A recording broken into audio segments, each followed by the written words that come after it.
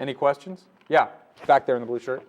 You were reading motor information out of the motor cortex impulses. You went to the sensory part, and have you looked for impulses there? And have you ever thought about, or have you ever tried putting some information back in and seeing if somebody could actually see or hear something? No, I haven't, but people are doing that.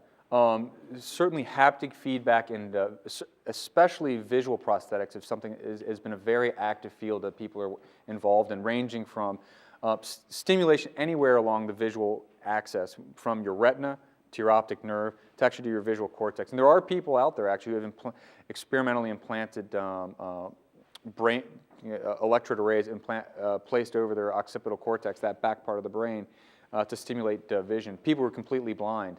And they're able to see what we call phosphors, or kind of bright flashing lights with these stimulation, and are actually able to utilize this construct to maneuver around a room. So that's definitely happening. Yeah? Where are the tones, where are the colors that the cones receive mixed? I'm thinking of impressionist paintings, points. Well, as far as the colors that we see, where are they processed? So just to repeat the question, she's asking where are the colors that we see mixed. And now you're starting to kind of go beyond some of my kind of expertise, which is more optic physiology. But the information is initially processed in the eye, where you have rods and cones, as you mentioned. A lot of that information goes to the back of the brain, and there's what are called ocular dominance columns, which first process points of light, and then those points of light are further synthesized in other columns, which then are bars, and they're what are called ocular blobs, which are in cortex, which have a certain processing for particular colors.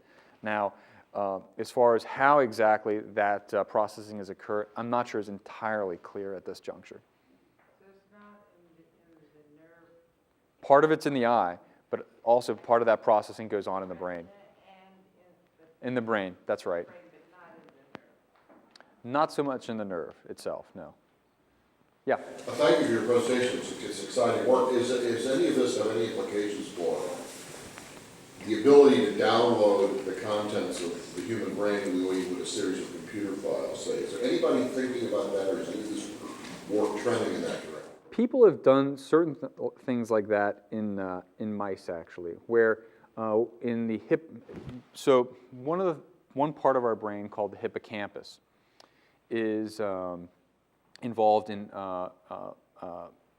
memory predominantly, but in particular, spatial memory. So for instance, like if a mouse is navigating through a maze, they monitor its firing rates, and basically there's very selective firing patterns for a given path that it takes. And you can actually take that information out and know kind of which direction the mouse has gone in.